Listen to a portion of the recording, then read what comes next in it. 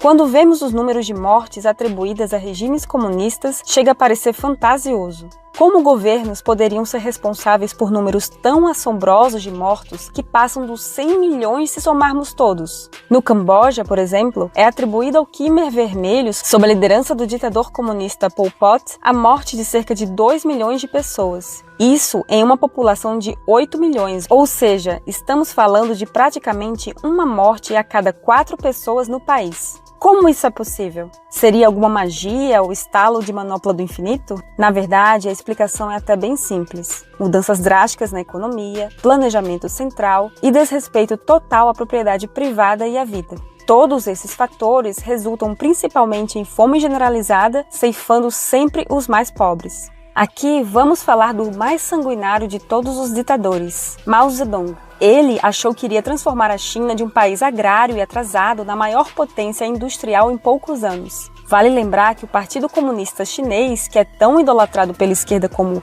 a prova de que o comunismo dá certo, é o mesmo que está no poder desde a época de Mao. Não existe na história da humanidade uma organização que tenha matado tantas pessoas e ainda de maneira tão cruel, e tal genocídio não está tão longe assim no tempo. Nos anos de 1955 a 1962, Mao se tornou o grande ditador da China após uma sangrenta guerra civil contra os nacionalistas, que fugiram para Hong Kong. Tal guerra começou em 1927 e durou até 1936, tendo Mao perdido esse primeiro conflito. Depois, uma nova guerra ocorreu de 1946 a 1950, na qual Mao conseguiu tomar o poder à força. Essas guerras, por si só, mataram algo em torno de 1,5 milhão de pessoas. Depois disso, Mao decidiu que iria revolucionar os métodos de plantio e produção de grãos, ironicamente proferindo a seguinte frase: "A revolução não é um banquete." Realmente não é, pelo menos para o povo. Afinal, ele, um político que nunca plantou nenhuma flor, sem dúvida tinha muito mais conhecimento sobre plantio do que camponeses que vivem disso há milênios. Apenas como exemplo, Mao mandou primeiro enterrar os grãos bem fundo na terra, a chamada lavra profunda, e não deu certo. Depois, mandou plantar as mudas mais perto uma das outras, outro fracasso.